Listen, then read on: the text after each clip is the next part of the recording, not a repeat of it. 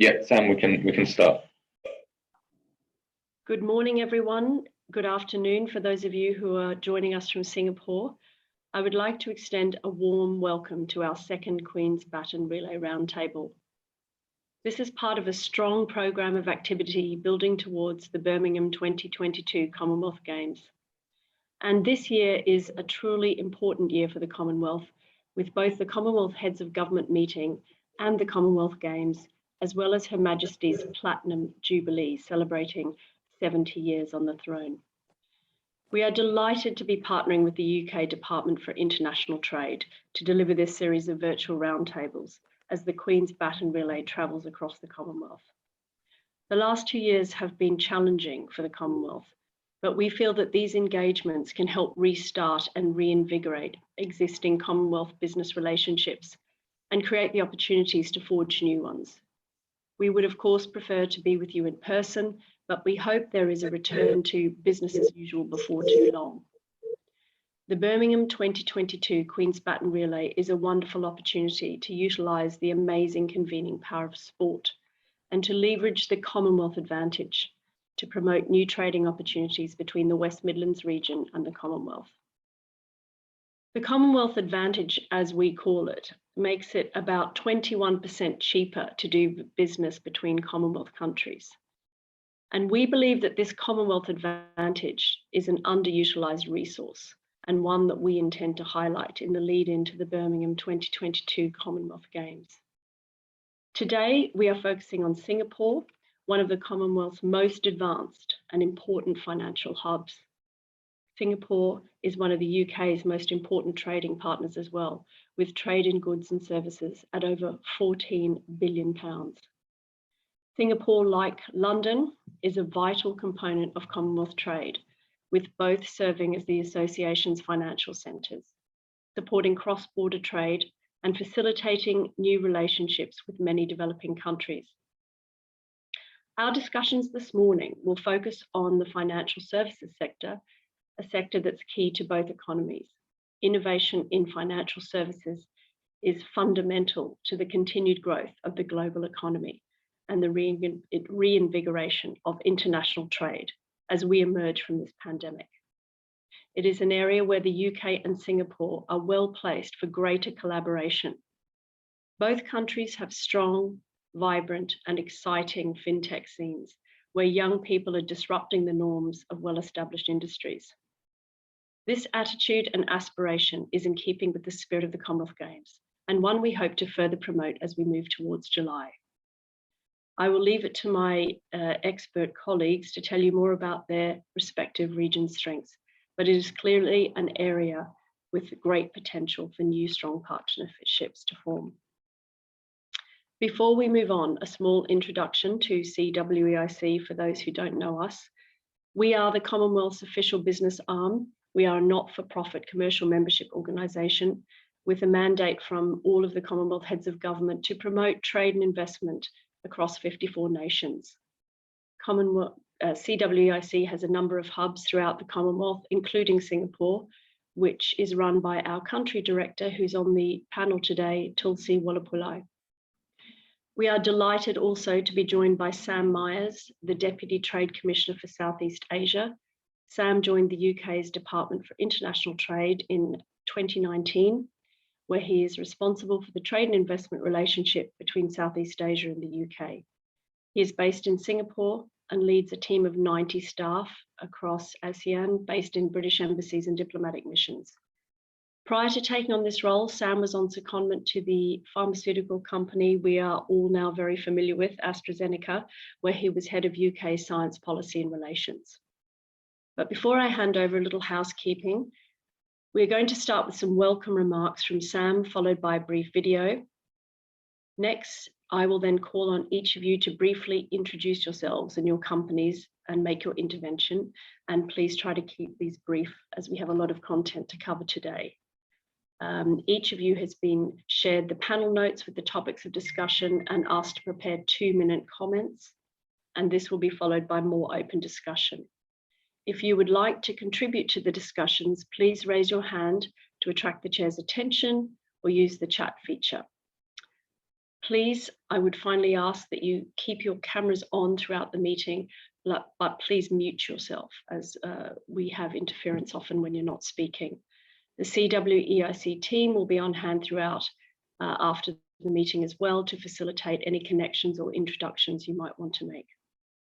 Please don't hesitate to be in touch with us. The objective of this session is really to forge relationships, as we said. And while we can't be together in person, we can use this opportunity to produce some tangible outcomes. I would now like to invite Sam Myers, Deputy Trade Commissioner for Southeast Asia, to make his remarks. Thank you, Sam. Thanks very much, Sam, and good morning or good afternoon, everybody, wherever you are in the world today. It's a real pleasure to be here to welcome you to this exciting discussion, and I'm especially honoured to have the Queen's Baton here with me on display behind where I'm sat in the British High Commission. Birmingham will be hosting the Commonwealth Games between the 28th of July and the 8th of August this year, as I hope you all know. And celebrating the run-up to the Games, we're today marking the 16th official Queen's Baton Relay. The relay began on 7th of October last year, with Her Majesty the Queen placing her message to the Commonwealth inside the baton. It's now on its 294-day epic journey across the Commonwealth, where it's going to visit all 72 nations and territories. It arrived from India into Singapore, where I'm speaking to you today. It's going to go across Singapore's sights and sounds and then be heading into Malaysia. And I can say firsthand, it's really been creating an energy and excitement from what I've seen of the Baton.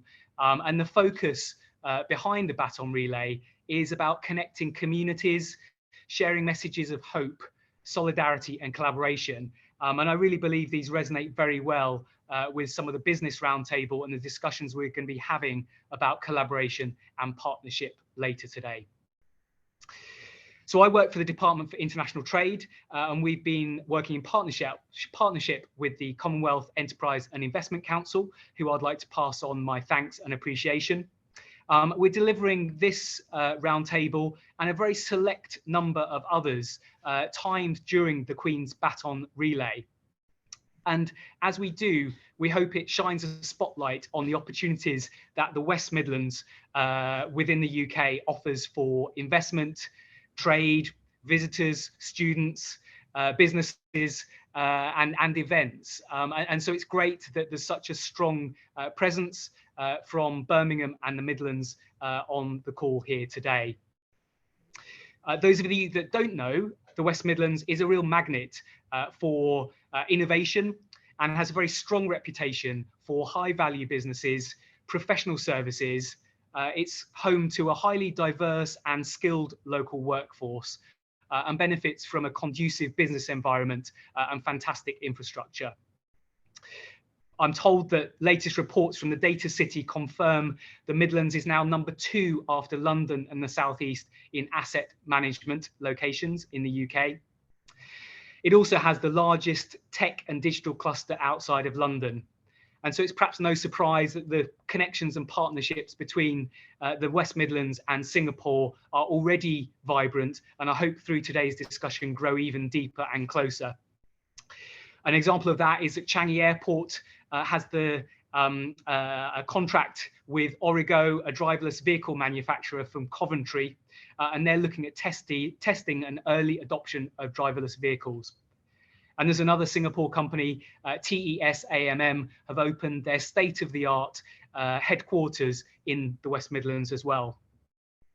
Now, as Sam said, it's a shame we can't all be in person in Birmingham today for the event, but hopefully over the course of the year, you will get a chance to visit Birmingham.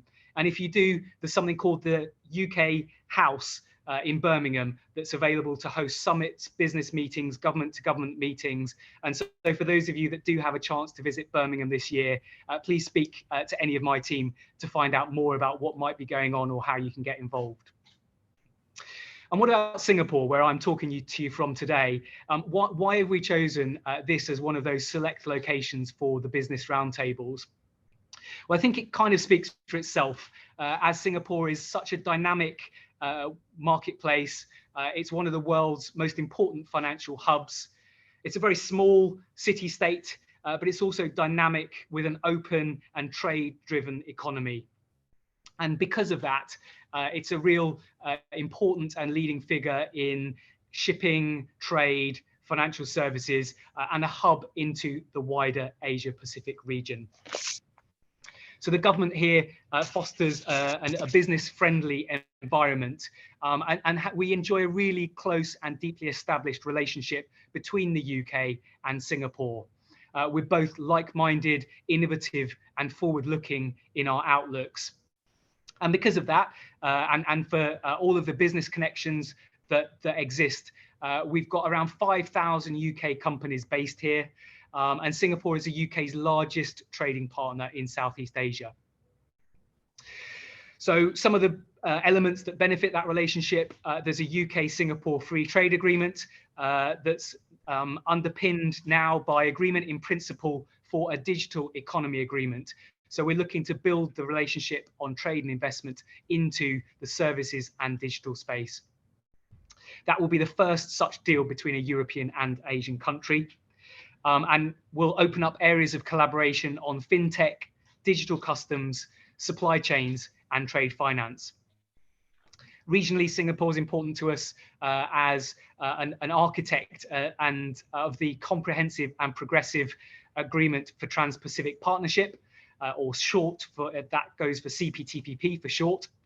And this year, Singapore is vice chair of the UK Accession Working Group.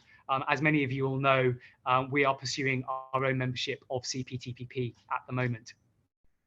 On financial services, Singapore is ranked number 5 in the top financial centres of the world by Long Finance. It is highly regulated, but has a fair and open economy, attracting many of the world's largest financial institutions who look to base their regional headquarters here in the city-state of Singapore. So there are real opportunities that I hope we can open out to in the discussion to grow businesses in fintech, green finance, asset management, and beyond. That's all I really want to say to set the scene. I'm really looking forward to hearing about the outcomes and the discussion that takes place today. And I hope that the roundtable is just the start of some of those connections. And please do reach out to me and the DIT team to help convert those discussions and ideas into reality. So thanks very much for involving me, Sam, and back to you. Thank you very much, Sam, for your excellent and insightful comments and some fantastic achievements there already between UK and Singapore. We'd now like to play a short video from Mike Freer MP, who is the Minister for Exports of the Department for International Trade.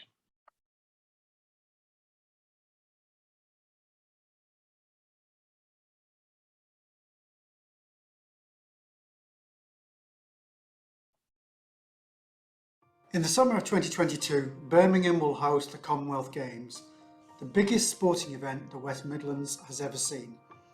And the Games are breaking records before they have even begun. They will be the fastest Games, delivered in 4.5 years rather than 7. The first ever carbon neutral Games, and the biggest Games, with the largest ever para-sports programme and more women's medals than men's for the first time. This will be the West Midlands moment. 1.5 billion people across the globe will tune in, creating a once-in-a-generation opportunity to showcase the region to new audiences. By working across the public and private sector, our business and tourism programme will enable the West Midlands to capitalise on the long-term economic opportunities generated by this global exposure. It will boost exports and attract inward investment, giving the region the shot in the arm required to recover from the pandemic. This programme is already delivering and is anticipated to create up to 900 jobs in the West Midlands, but its benefits will spread further. Another 500 jobs are expected to be created across the UK, and almost 1 billion of new overseas investment into the UK is forecast, whilst an estimated £12 million in extra visitor spend will provide much needed support to a tourism sector that has suffered globally throughout the pandemic. Through the Business and Tourism Programme, work with our Commonwealth partners will focus on 4 key sectors where the UK is already a world leader. Data-driven healthcare, creative technologies, future mobility, and a modern business services sector. The programme will also support sectors including e-commerce, education, food and drink, and the sports economy. These games will bring so many nations together, allowing us all to show that we are open for business, open to partnerships, and ready to be at the forefront of global trade. By harnessing the opportunities the Games will bring, we will deliver economic growth and jobs of the future to the UK and the Commonwealth. And we hope that by working together, we can build this mutual prosperity for our countries. I do hope you all enjoy these prestigious Games, and I very much look forward to welcoming you to the West Midlands in 2022.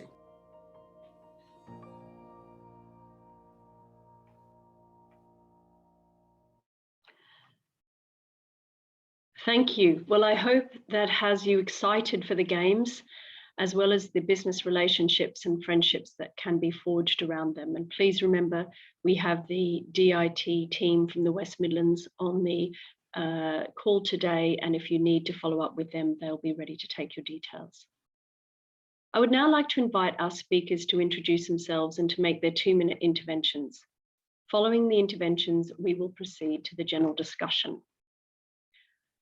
I'd firstly like to invite our speakers from Singapore, Bipin Matthew, Managing Director of Union Capital Group, Florian Dumas, Founder and Executive Director of UREG, Michael Yap, Regional Managing Director of Coventry University's Singapore Hub, and Reuben Lim, COO of the FinTech Association of Singapore.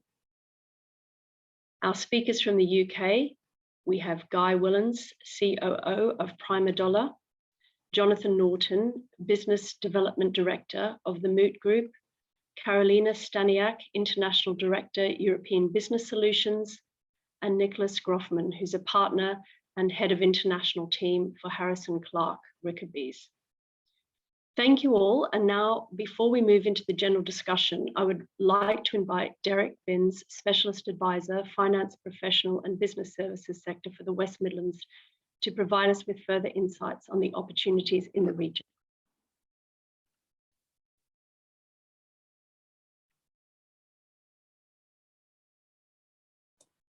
You're on mute, Derek.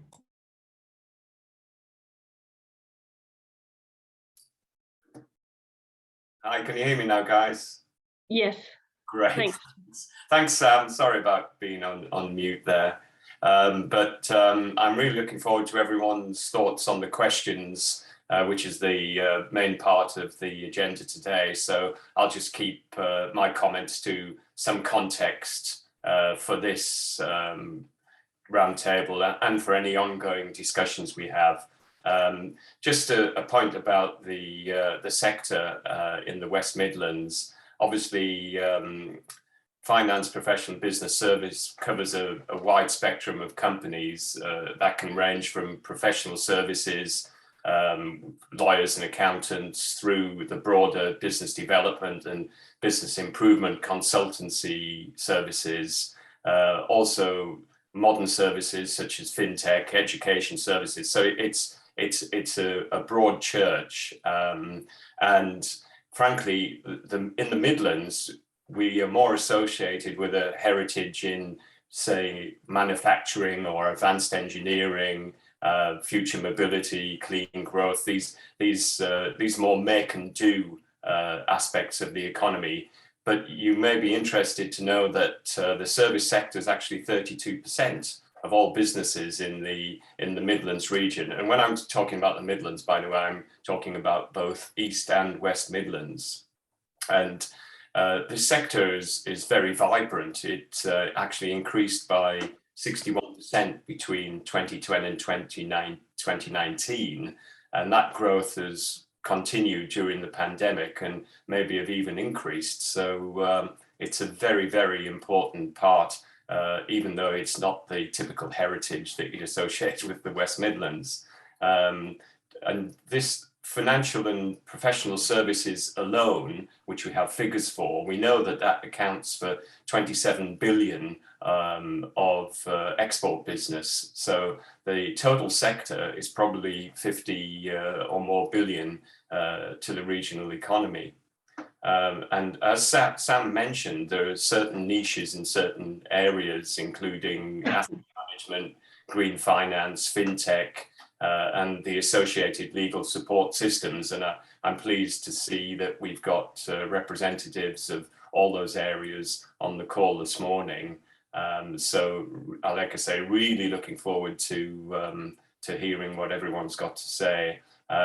Finally, let me just say that, as has been mentioned, we can look forward to continuing this discussion either on a one-to-one basis or through the facility of the UK House at the Games itself. I just point out that for those who haven't seen it, that there's a recently published export strategy that anticipates that services will account for about 34% of exports of $1 trillion within the scope of the export strategy. So we've got an offer of assistance and support measures to support that. And it comprises 10 products ranging from export advice and assistance to events and funding. And again, we can cover these off with myself and my colleagues after this call. And I very much hope that this is a catalyst for further discussions where we can go into detail and encourage and identify opportunities and help exporters on the journey to land those opportunities in the Midlands and the wider UK. So thanks for that, and looking forward to everybody's inputs. Thank you very much, Derek. Thank you. And now I'm going to call on our speakers to give their 2-minute intervention. I just wanted Derek to give an overview before we started this process. So if I could call on Bipin Matthew, Managing Director of Union Capital Group, to give his 2-minute summary. Thank you. Good evening for everyone. Okay, I'm Bipin Matthew. I'm based in Singapore. Bipin, sorry, we can't hear you very well. I wonder if you could just turn your volume up a little bit. Thank you. Is it better, Sam? That's better. Thank you. Very good morning and good afternoon to everyone. I am Bipin Matthew from Singapore. I represent a group called UCAP, Union Capital Group. We are an external asset manager. We help all our clients with their financial requirements, especially on the wealth management as well as on the corporate deals. Okay, we work in almost like 7 to 8 different countries, and we manage a total assets of $35 billion. We also tied up with around 14 to 15 different banks and around 16 private equity firms, which is helping across the world, helping their financial requirements. Okay, so with regards to our today's topic on the focus in a post-COVID world, with how we will be building it on a much sustainable focus. So in my opinion, there are 3 factors that will bring about the much needed transparency and integration for UK and Singapore economies to grow together and lead the other Commonwealth countries together. The first being adoption of digital technologies. There are some major leaps in the digital technology space that will take transparency and integration, while continuing evolution of these technologies is necessary, and it is key to recognize the technological strategic importance as a critical component of economic recovery.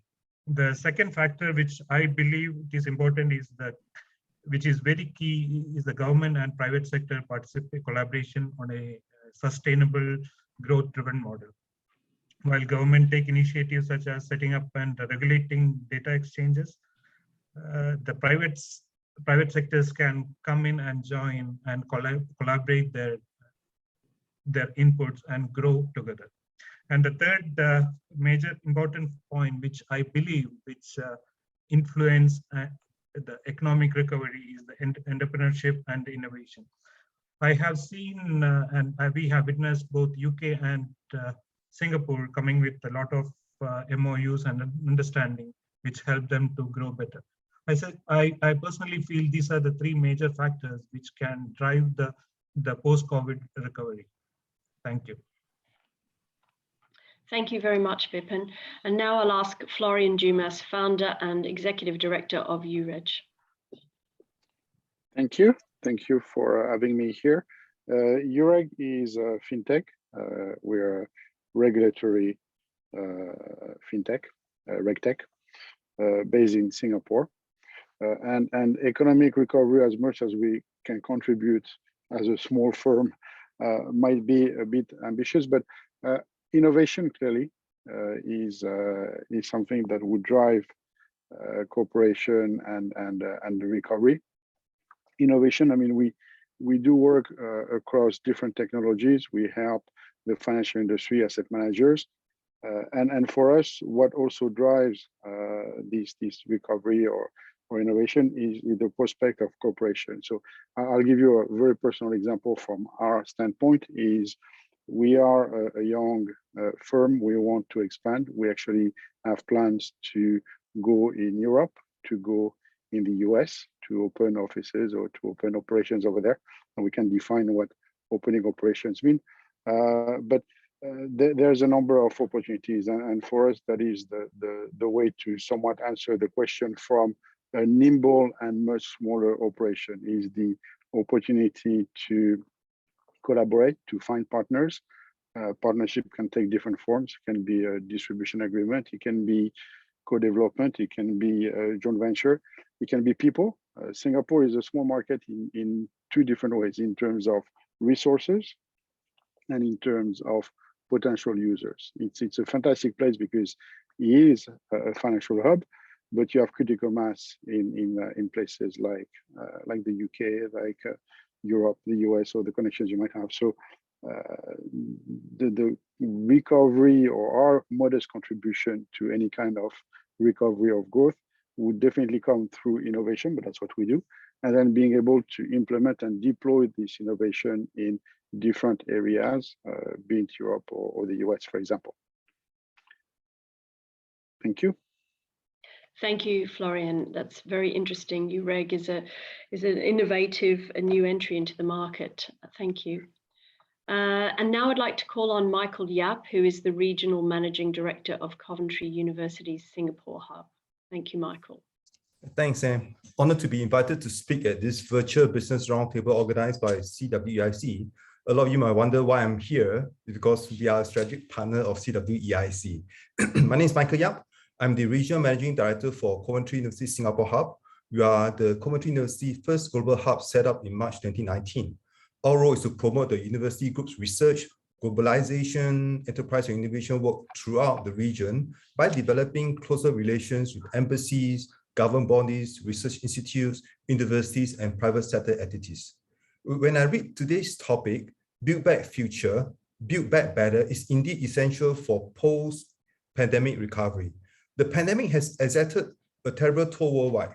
However, there is a silver lining during this period. It's the endeavor of the human spirit to innovate and reinvent. COVID-19 has accelerated the pace of digitalization globally. In the finance sector, for example, many financial institutions are now seeing digital transaction in numbers they don't expect until 2025. Financial technology, commonly known as fintechs, is evolving at a pace unthinkable a decade ago. In the coming years, fintech will continue to transform societies and disrupt industry. Fintech is expected to bring about the financial inclusion of nearly 1 billion unbanked people, who are estimated to bring transactions into the global commerce ecosystem that could top $3 trillion by 2025. The Commonwealth, comprising of leading financial hubs such as the UK and Singapore, as well as many developing nations with immense potential such as India, has a huge role to play in the post-pandemic economic recovery if we harness and ride on the fintech wave. In the higher education sector, the pandemic has similarly made its impact keenly felt. For example, remote teaching is now a mainstay in many education institutions, and COVID restriction has left many students stranded in their higher education pursuit. Therefore, the development of an adaptable, resilient, and future-ready human resource is vital to support the economic recovery. Given fintech's rapid growth over the past year, it is in the interest of higher education institutions to offer innovative and interdisciplinary courses that will allow graduates to thrive in the digital economy. An example of this is the MSc FinTech offered by Commonwealth University London. It aims to equip students with an innovative and interdisciplinary approach to FinTech and enable them to develop the hard and soft skills required for a career in FinTech. Commonwealth also offers a degree in financial services for undergraduates who are pursuing a career in this sector. I'm sharing my view from a higher education provider, and I have a lot to learn from everyone in this panel today, and look forward to having more discussion later. Thank you, Sam. Thank you, Michael. And we are very pleased to feature Coventry University because they are working to bring academia and industry closer together, and they are really leading the way in this sense. I'd now like to introduce Reuben Lim, the COO of the FinTech Association of Singapore. Thank you, Reuben. Hi, good morning, everyone. Thank you, Sam. Thank you for this chance to share with everybody. My name is Reuben. I'm the Chief Operating Officer for Singapore FinTech Association, and I currently head up the Secretariat team. So SFA is a national trade body for FinTech, and currently we have about 900 corporate members that are with us. While 900 may not be a significantly large number in terms of membership for association, I'm proud to say that we are the largest in Southeast Asia. So, and that said, we also have very good connectivity with all the other FinTech associations within the region itself. So that itself makes us a very good conduit for to make connections. Now, back to today's point, I just want to highlight that I just want to share, echo earlier what Sam Mayers has shared earlier about digital economic agreement. And that is something that I find very, very useful because at the end of the day, so the DEA that Singapore signed with UK was actually substantially concluded on 9th December last year. That itself underpins something very interesting because it actually bridge a lot of e-commerce and digital transaction between the two countries. Now, and where does FinTech comes in is that FinTech in time to come would have we have shifted from FinTech to the word TechFin, where instead of technology solution for financial industry, you pivot into technology that would be incorporated in all financial exchanges and interaction. And that itself underpins all engagements that between B2B, B2C, or even B2B2C that you'll be seeing in all across industries. And why is DEA so interesting and so important is because in the near future, or in fact right now, data is gold. And more importantly, there are a lot of concerns that we are seeing right now globally with regards to data management. You wouldn't be eradicated under DEA. So some of the terms that will be useful to take note of will be, for example, there'll be no forced localization of data. So between the UK and Singapore company, if you were to start a data center or if you were to provide your services in UK to Singapore companies or to Singapore consumers, you are not required to have your data being housed in Singapore for that matter. And also there'll be no forced disclosure of source code. And that's very important in the view of intellectual property. And that's actually the key intangible asset and key driver of growth for most companies in the world.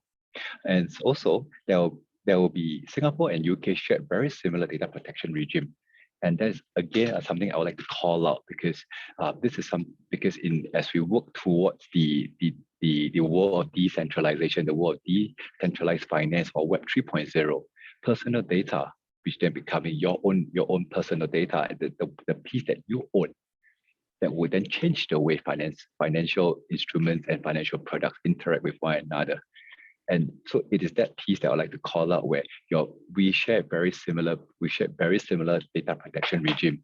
And that would then something that would enhance our cooperation a lot easier. And last but not least, both countries actually share very similar in terms of as we have common roots from the Commonwealth. In terms of legal regime, we are very similar in terms of the case law format system that we both practice. So last but not least, I just want to call out that this year, I do foresee that it will be a year of partnership. So in terms of how everyone can then step out of this pandemic crisis, or rather I would say whatever setback that we have all experienced with all the businesses that have experienced so far, partnership will be key. And partnership not just only in terms of big and small companies, but I will actually specifically single out between small companies. That's where a FinTech company in Singapore and a FinTech company in UK can potentially collaborate so that you can then bring each other into both parties' market, where you can use a Singapore FinTech company to enter ASEAN market and vice versa for someone to enter using UK company to enter the larger Europe. And that's all I have for now. Thanks, Sam. Thanks very much, Reuben. Some really interesting points there, particularly about the ownership of personal data, which I think will have shift the market in many ways, as you've said. I'd now like to invite our speakers from the UK, starting with Guy Willens from COO, who is the COO of Prima Dollar. Thank you, Sam. As described, I'm the CEO of Prima Dollar. Prima Dollar is a business that works between exporters and importers globally. So we provide a platform that controls data flows, information, and the supply chains of businesses. So there are really sort of three main use cases for our business. One is trade finance, and that's trade finance from a perspective of the importers. So we provide a product called a supply chain trade finance plus model, which basically enables exporters to get paid at shipment and importers to pay later, and importers to derive on average 1% saving on cost of landed goods, which is obviously a great benefit to them, and for the exporters to be paid in a way that keeps their banks happy. We also provide information on the supply chain itself and sort of management information for businesses to control their supply chains. And lastly, and one that I'd like to just expand a little bit on, is we provide an ESG solution, so an environmental and social governance solution. So we have invented and deployed what we call a worker voice application. So this allows the workers in factories, farms, and fields to have a voice through the supply chain, all the way through to the buyers and then on to the consumers. So we can have consumers having QR codes on their purchases that they can click on, and it can tell them about the worker conditions of the people who've produced those goods. That's obviously a highly exciting topic, and one that's on the top of every CEO's desk around the world, and one that we're very proud of. In terms of Singapore, Singapore was actually on my target list of places to work with and places to establish a base. I have offices around the world. I've got offices in Pakistan, India, Bangladesh, Russia, etc. But Singapore was next on my list because Singapore, for me, is a fantastic area where there's a lot of trade and there's a lot of finance. And it's also a hub for the region, and it's a great place to be located in terms of expanding into the region. So in terms of building back better, for me, working with Singapore allows me to have reach into the geographies of Vietnam, Indonesia, Philippines, Laos, etc. All great countries that do lots of manufacturing and actually work very well for us. So that's me. Thank you very much. Thank you, Guy. That's absolutely fascinating, and I think I missed the pun Prima Dollar on your company name. I think also the innovation on the worker's voice, the application is absolutely fascinating and incredibly innovative. I'm heading to Bangladesh tomorrow, by the way, so we can. Excellent. Well, we're deployed in Bangladesh, and if you want to meet our staff there, we can sort that out. Thank you. I'll be in touch.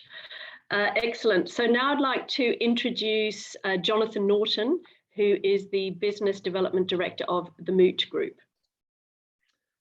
Good morning. Really pleased for the opportunity to speak on today's roundtable.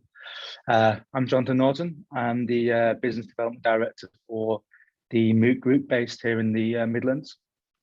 We are a rapidly scaling e-commerce technology business that unifies and simplifies what traditionally is quite a fragmented e-commerce ecosystem, and enables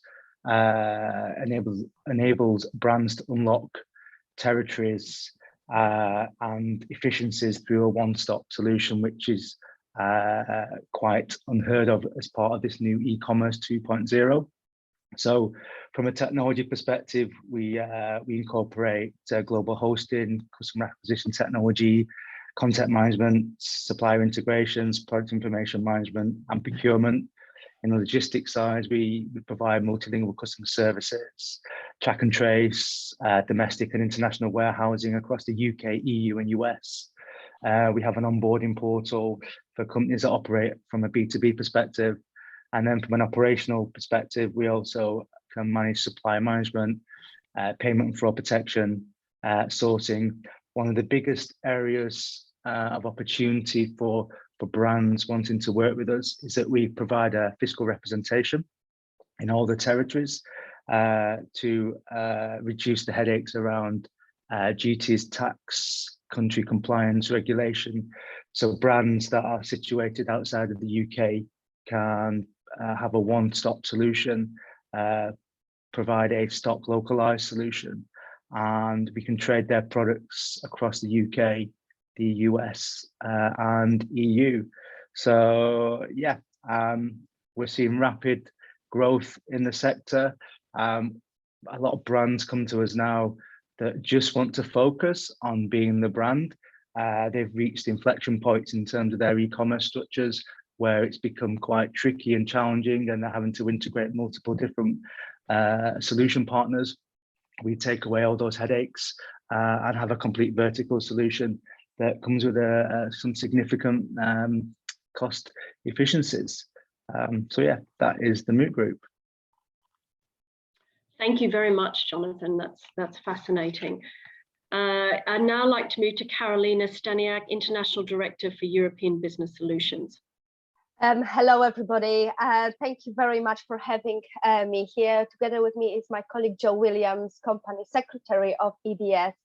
Our company is based in Midlands, in Warwick to be more specific, and we are a professional services sector company, and we help international businesses from all over the world, Commonwealth in particular, to do business in the UK market. And we see that Singapore as well as the UK are both particularly well placed as a center for holding companies due to the ease of business incorporation and administration and the extensive double tax treaties we have. So a lot of businesses who come to us do consider either UK or Singapore as the center of the kind of businesses. We see a lot of potential for Commonwealth countries to cooperate in creative, attractive business environments for companies from all over the world. For example, already we facilitated company establishment for Commonwealth companies who will be providing services to the Commonwealth Games 2022. And in regards to the fintech sector, this is greatly aided by the fintech industry providing innovative solutions. And our companies who come and set up into the UK market might struggle to open a UK bank account with traditional bank, for example, to start with. And I'm sure colleagues here from DIT can support me in that statement. So we can see a growing number of fintech providers from all over the world doing really greatly in the UK, and we support the fintech providers because they help our companies to kind of start the business, get a bank account, and start trading successfully in the UK. But coming back to EBS, our company, we support our companies in kind of financial administration, not only in Midlands where we are based, but also in the whole of the UK. And we are very pleased to already work very closely with the colleagues from DIT and the companies from Singapore. Thank you very much. Thank you very much. That's incredibly important points, Karolina.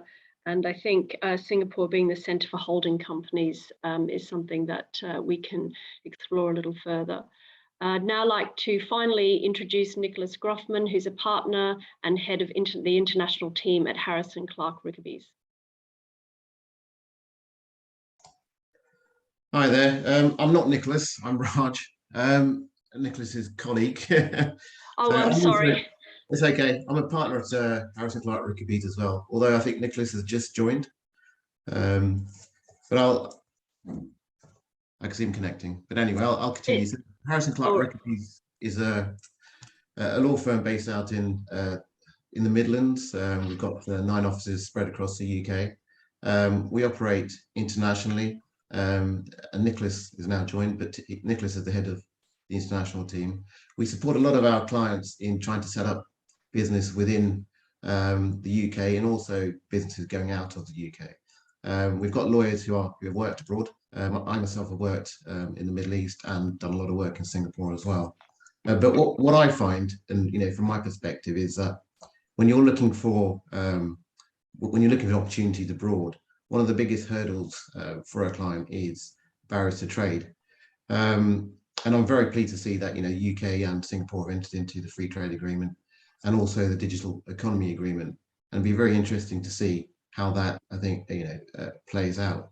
It was very interesting to see to hear what Reuben had to say about the DEA. In terms of data flow, data transfers, and also source code availability. From a lawyer's perspective, yeah, it's great to hear. But as I said, I think barriers to trade is quite important for us, especially for me in terms of how to navigate these agreements and rules when they actually are in force. So, from a professional services perspective, it's great for us, and I think it's also very good for clients and people who actually want to do trade in these regions as well. So that's what I have to say. Sorry, but Nicholas, if you want to say anything, you can do.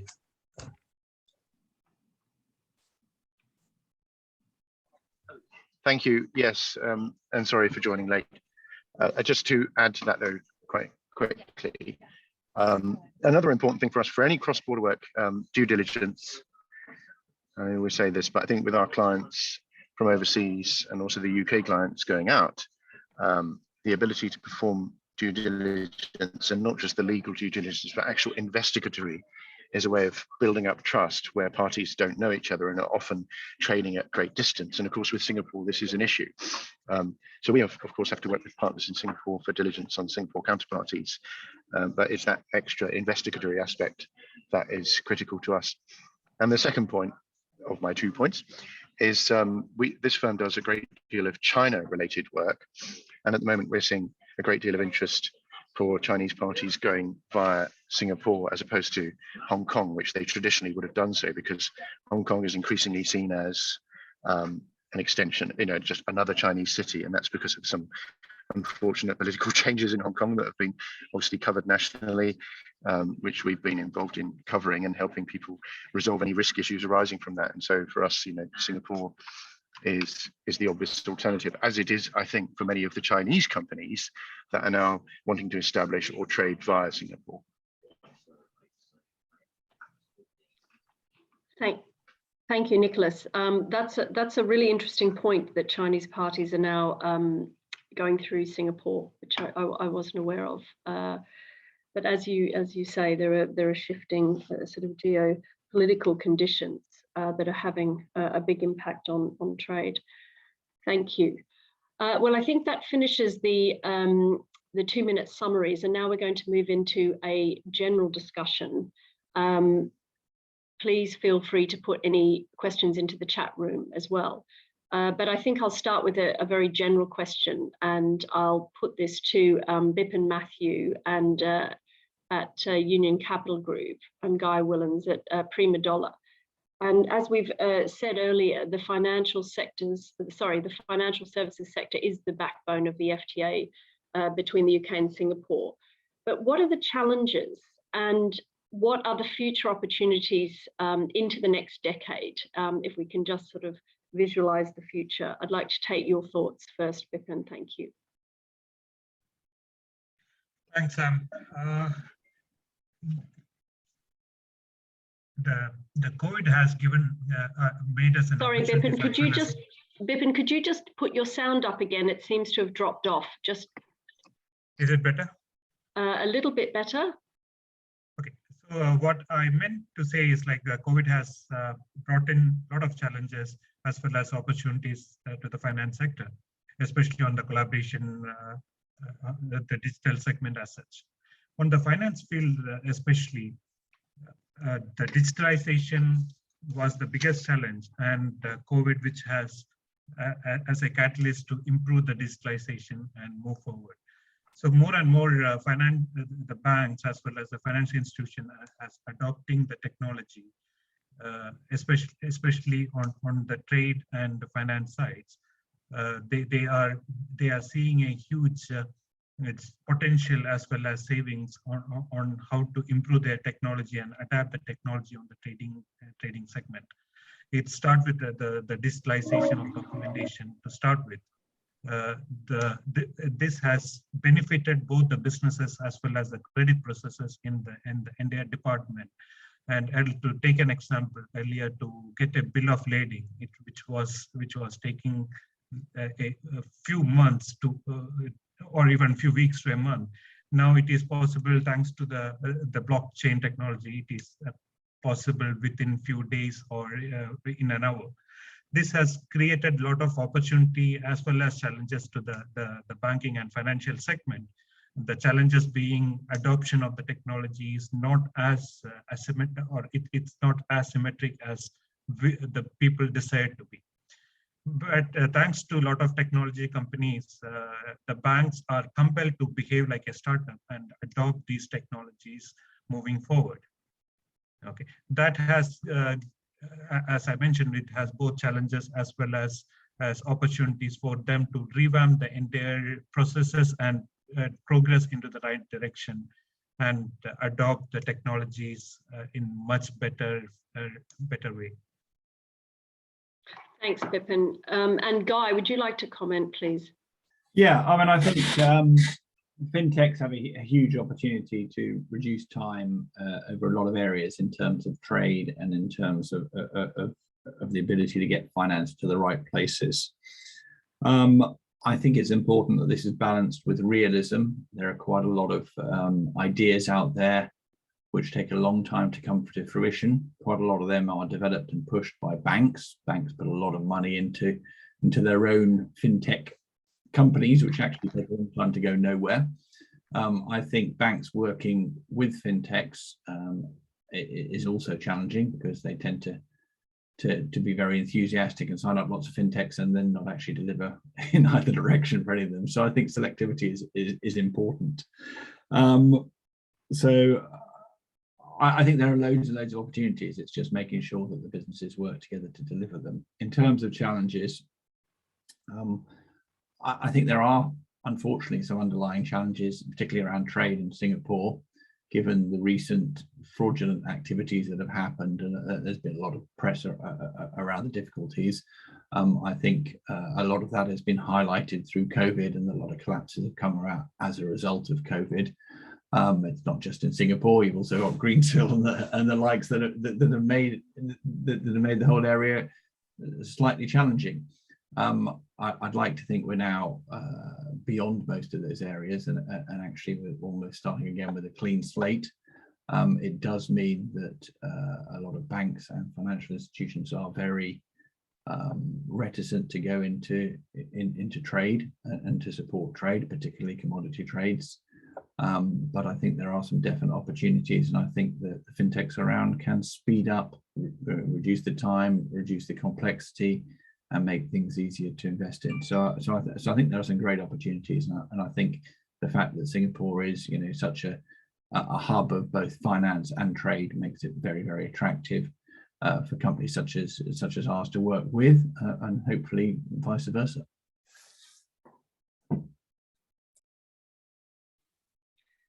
Thank you. I think there's some really relevant points. Is there anyone else who I'll just call on the floor if anyone else would like to make a comment at this stage?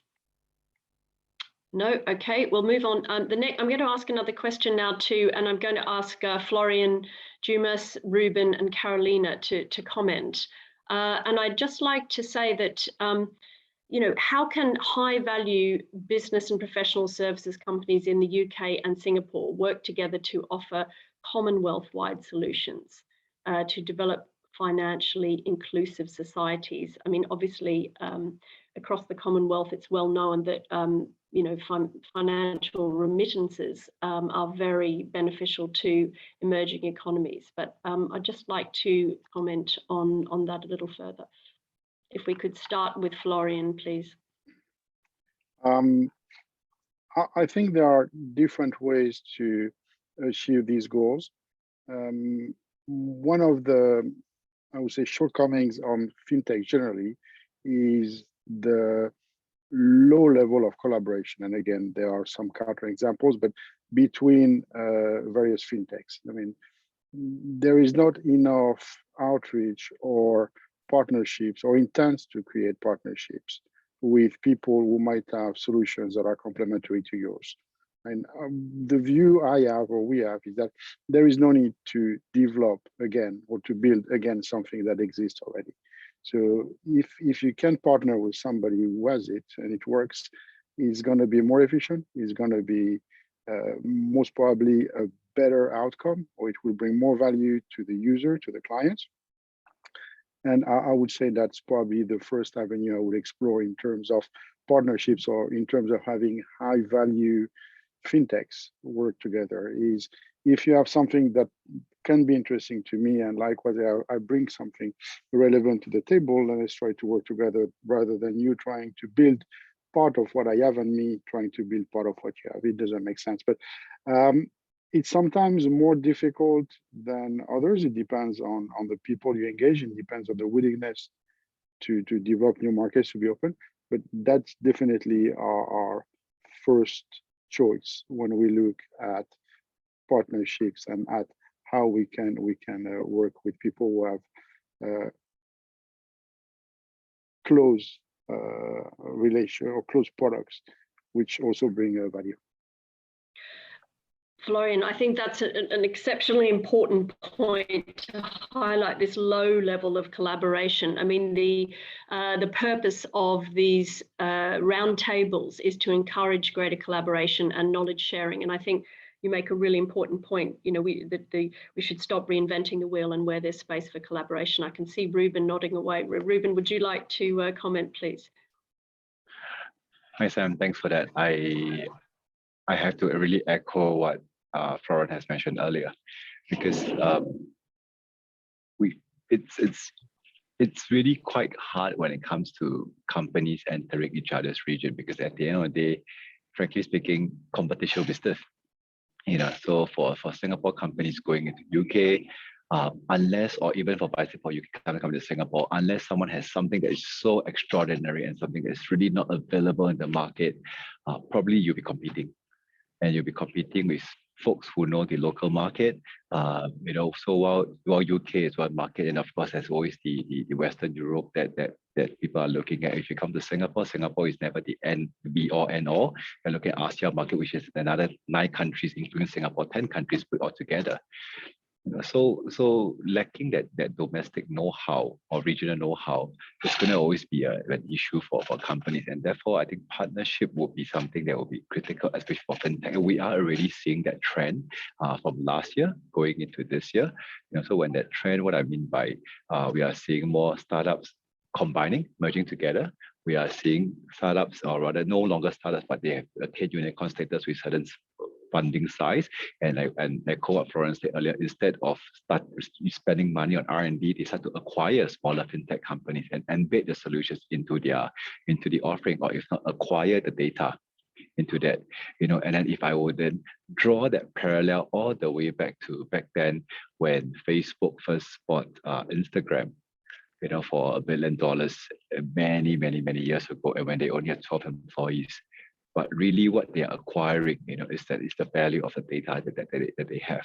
So, I mean, drawing that parallel, where I'm coming from is by not reinventing the wheel. It's not just only in terms of business solution, but even in terms of the real intangible asset the company owns, which is the domestic know-how, the regulatory understanding, the approvals that you have gotten, and as well as your existing target audience and market that you have really built. And therefore, partnership will be very interesting, where it can even disrupt in the form of working with your competitor. You know, if I were to put it out right now to all the members and to all the audience, you know, is it even possible for 2 competitors in different countries to work together And if there is a possible synergy in that respect, then potentially it may be a whole new world that we are looking at. Thank you, Reuben. That's an incredibly important point. And Carolina, would you like to just come in there, please? Joe, would you like to join in with me on that one, please? Yes, of course. My name is Joe. I deal with company secretarial services here at EBS. We do work with a number of fintechs who build relationships globally to try and solve the issues that international businesses have. I think there is still an awful lot that can be done. Most of the issues that we see seem to revolve around anti-money laundering regulations, meeting KYC and customs due diligence requirements, and passporting of that across jurisdictions. We have an advantage in the Commonwealth where these systems have a common history, so it's a lot easier for us to be able to explain to people what a business is, where it's from, and demonstrate the ownership. But I think there is still an awful lot that can be achieved there. Yes, I think that's a really important point. And can I just put to the floor, I mean, how can we achieve greater collaboration between companies and fintechs and startups? I mean, how would we do that? Any thoughts?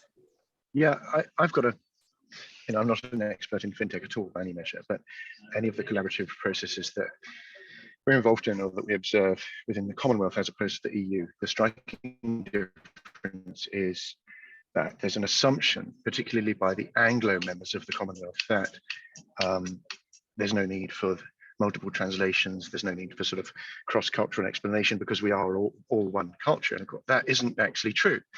Now with the EU, they have very developed systems for simultaneous translation with documents produced in lots of languages, and there's a lot more sort of cultural handholding, even within Europe, where arguably there is a lot of cultural similarity.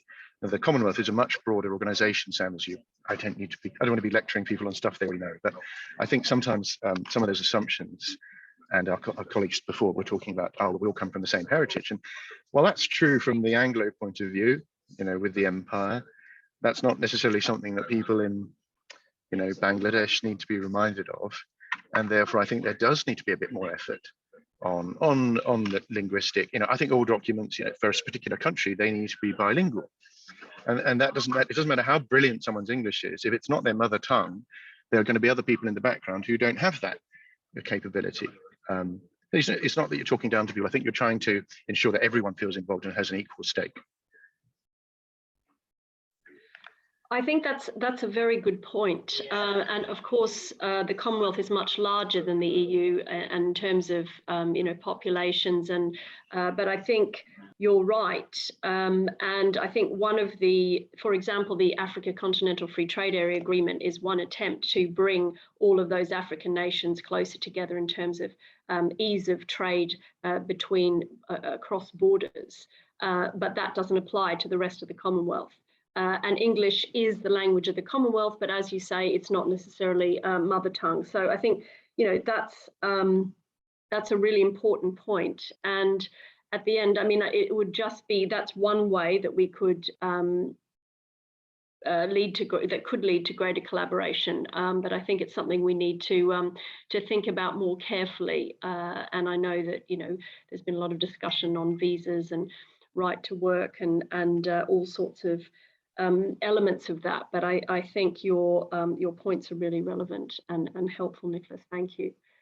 I'm going to ask now. I mean, I'd like to talk about financially inclusive societies. We mentioned the unbanked earlier, and I think how can high-value businesses and professional services companies in the UK and Singapore work together? That collaboration again coming up to offer Commonwealth-wide solutions to develop more financially inclusive societies, because obviously in countries like Bangladesh, emerging economies, there is potential, but also there's an imperative really to bring people into a more inclusive society. So if I can start with Michael on that, please. Thanks, Sam. I think one thing which is very important as we develop, as with digital innovation, with so many changes in this world, as an educator, I feel that there's a need really to educate our younger generation about what they will see in the future. Training is very important, encouraging collaboration, what about knowledge exchange. I think these are all very important. And what Reuben mentioned about competitors coming together in UK and Singapore, I see it very common in the education sector. We are universities, we are competing for the same group of students, bringing them to the UK. But importantly, what I'm seeing over the last few years is that a lot of universities are coming in, example like Coventry University, working with the commercial companies. We are there to support them in terms of commercial research, knowledge exchange, and even training of the staff, because things has developed very quickly over the last 10 years.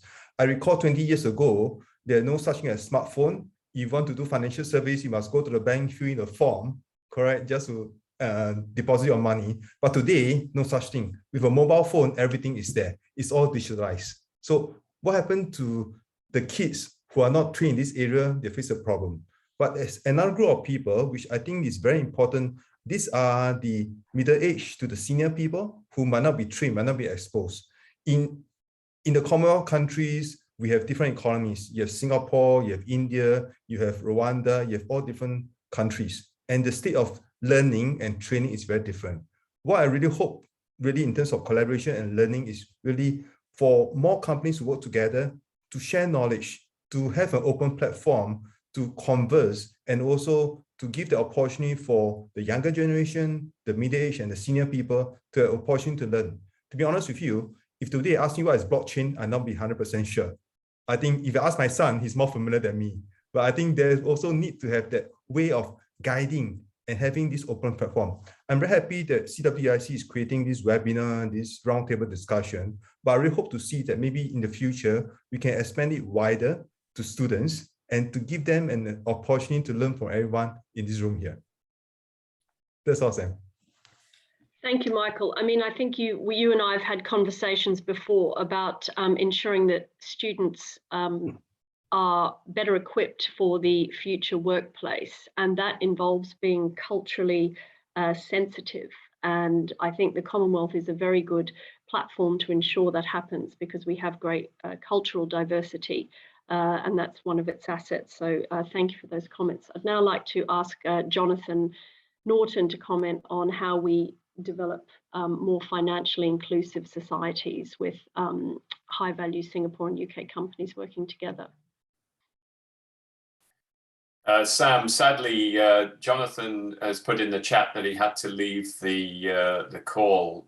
Something came up. So sorry, I didn't see that in the chat. Would anyone else like to just comment on that? Yeah, I'll comment if you like. I mean, I think this is a particularly narrow area in that providing financially inclusive societies or solutions is actually quite difficult. I mean, there are quite a lot of applications going on mobile phones, and that's a really, really great way of doing it. I know that's very prevalent across Africa, and I've got a number of colleagues and friends who are working in that area. I mean, obviously, if you look at China, and WeChat, that is just completely prevalent. I mean, obviously that has disadvantages as well as advantages, but it does provide financial inclusivity. I mean, I think if you look at the cost of a smartphone now in Bangladesh, you can pick up a smartphone for $40, so a cheap Chinese smartphone. But even there, I mean, if you look at the factories, the penetration of smartphones into that sort of worker force is probably around 40 to 60%, depending on where you go.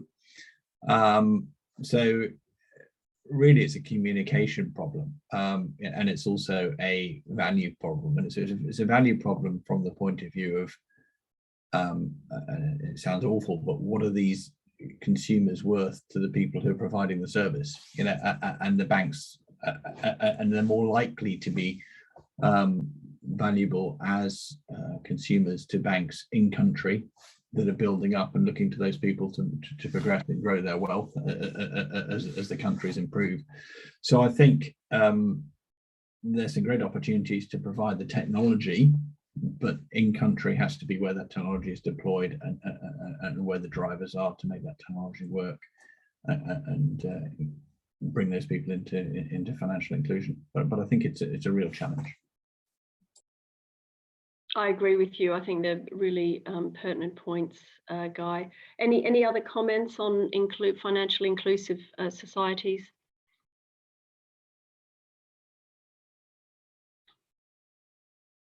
Okay, I think we'll move on to now. I mean, digital innovation is moving incredibly quickly, and I think we've seen during the pandemic huge strides. I mean, the fact that we're all now using Zoom on a regular basis is a small example.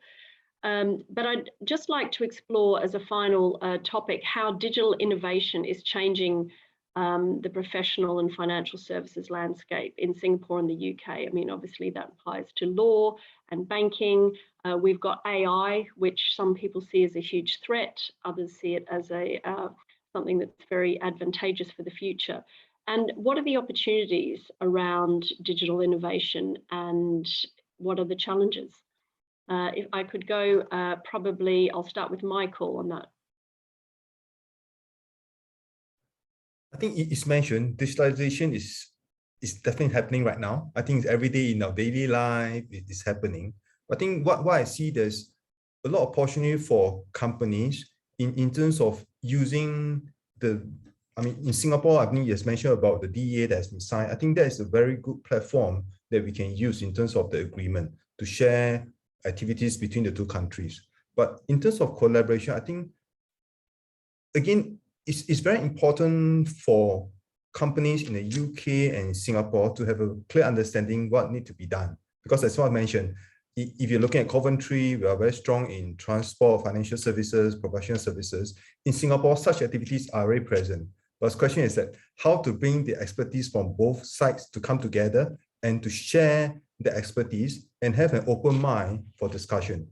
I mean, it was mentioned that some of the UK companies are really in Singapore right now, but with my own experience, a lot of UK companies, when it comes to Singapore, they have that culture shock of the way things are being done here. So I think the way that information has been shared and also the openness to collaborate, I think these are all very important in terms of having this kind of closer collaboration and partnership. Yeah, thank you. That's a very good point, a recurring theme. Florian, would you like to comment? On the purpose of innovation and how to have more of it. I'm gonna take a view that is maybe less consensual. I really think that innovation comes from smaller structures because it implies the willingness to change or to shake or to do things differently. And because of, there are several reasons why it's more difficult to do in larger organizations. Why a senior manager is not going to implement change or even try to implement change. They might adopt a solution once it's established, it's proven, and once it's working, but they might not go through the whole process. So innovation is coming from smaller structures. Today in the financial world or in financial markets, from fintech, and there's a lot of different things in that come into the definition of what a fintech is, but they are generally small structures who grow when they're successful, but it's not the established large banks, large insurance companies that really bring innovation. They might do so occasionally, but it's more the exception than the norm, in my opinion. So we should encourage innovation by having people, young or less young, with experience sometimes, to go out and try new things in a different context than what they might be used to. That's very good to hear, Florian. I think there's an element of risk there, taking risk, trying new things in order to accelerate innovation. Nicholas, do you have any comments on that? It's difficult for me to comment. I think that's way outside my expertise. I just picked on the reference to WeChat, which I think in some ways seems to be the most advanced of the easily available applications for this, and given its holistic application. And yet we have all these security barriers to using it for very good reasons. And I would add that the overseas version of WeChat is different to the mainland version, and more secure, although still with its limitations. And that's all that I can really add, but thank you for the opportunity. Very good. I think, would anyone else like to comment on that? I mean, what about the use of AI in financial services? Well, I'll probably comment on that, seeing as we use it. Firstly, I'd like to agree with Florian. I mean, I think, you know, one of the constant problems that we have whenever we're selling is that, to use a British phrase, is turkeys voting for Christmas, which doesn't necessarily translate, but I mean, effectively, you're getting people, you're trying to persuade people whose jobs will be affected by the impact of the innovation that you're pushing, and that's always very difficult. So for our trade finance solution, when we go and talk to the trade finance department in a large major bank, you know, they haven't changed for donkey's years, and we're suggesting a solution that will actually, despite making the bank more profitable and doing more business, will actually end up with a number of those people not having a job because things are being done in a different way. So I agree with Florian that innovation is more challenging, much more challenging in larger organizations. In terms of machine learning or AI, we use this quite a lot with regards to documentation flowing across our platforms. And I see it very much as a stepping stone. I'm a great believer in incremental changes rather than large changes. You know, there's a whole load of stuff about bills of lading changing to be e-bills of lading, and all the stuff coming in and trying to digitize the supply chain completely in the trade and the trade flows. All that takes a whole load of time, and you have to get a whole load of stakeholders to agree. So you're talking decades rather than months. Whereas when you use AI and machine learning, you can actually take smaller steps and actually digitize quite a lot of the paper processes that are going on. So I think there's some real advantages in using the available solutions. And again, AI is particularly good at doing repetitive jobs that are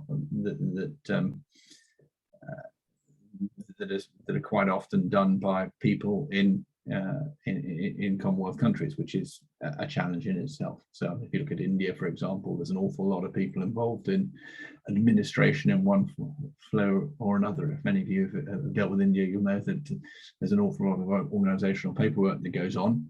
AI would speed a lot of that up, but it would have detrimental effects. So there's pros and cons. Thank you, Guy. That's I think it's something we're all going to have to come to terms with and use to its advantage, as you say, rather than as a threat.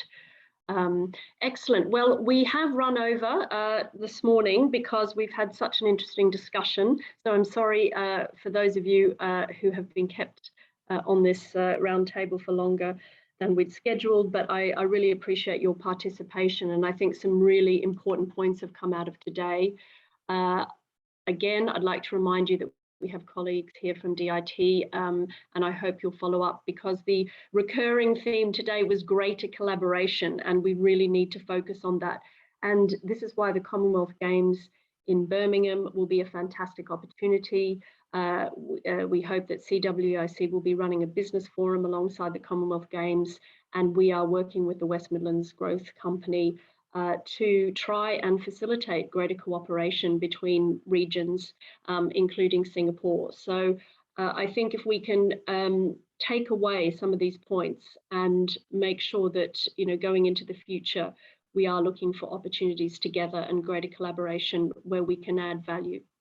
I thank you all for your participation today and for your very insightful remarks.